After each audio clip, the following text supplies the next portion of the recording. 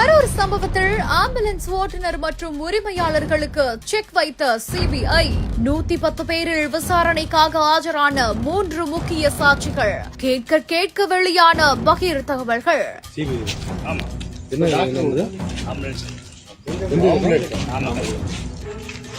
Ambulance ஓனருங்க.